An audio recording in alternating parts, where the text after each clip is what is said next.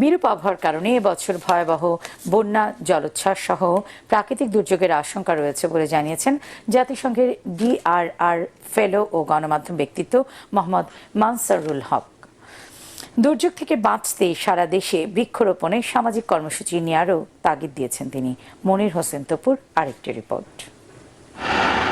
কয়েক দশকের সবচেয়ে উষ্ণতম বছরে অতিষ্ঠ জনজীবন। এর জন্য দায়ী নির্বিচারে বৃক্ষনিধন ও অপরিকল্পিত নগরায়ন।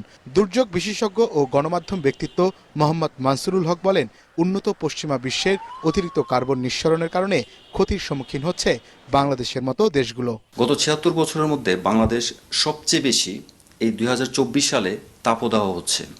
তো এটার প্রধান কারণ হচ্ছে, আমি মনে করি, উন্নত বিশ্বে শিল্প কারখানার মাধ্যমে যে ধরনের কার্বন নিঃসরণ হচ্ছে, এই যে তেল, কয়লা, গ্যাস পোড়ানোর মাধ্যমে, এই যে তারা এই বাংলাদেশ যেহেতু এই ভৌগোলিকগত কারণে একটি দুর্যোগ প্রবণ দেশ, আমরা অনেক বেশি সাফার হচ্ছি তাদের কারণে।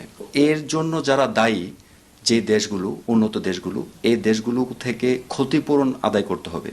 এজন্য বাংলাদেশ সরকার, আমি মনে করি, অ্যাডভোকেসিটা আরো বেশি বাড়াতে হবে। তাৎক্ষণিক কোনো সমাধান না থাকায় প্রাকৃতিক দুর্যোগ থেকে বাঁচতে সব ধরনের প্রস্তুতি নেয়ার পরামর্শ দেন তিনি। ক্লাইমেট চেঞ্জের কারণে প্রকৃতি কিন্তু অদ্ভুত আচরণ করছে। সো প্রকৃতির এই অদ্ভুত আচরণটা যে কোনো সময় হতে পারে, যে কোনো মানুষ এটা দ্বারা ক্ষতিগ্রস্ত বা প্রভাবিত হতে পারে। এই জন্য প্রত্যেকটা মানুষকে অনেক বেশি অ্যালার্ট থাকতে হবে যে প্রকৃতিকে কিভাবে আমি মোকাবিলা করব।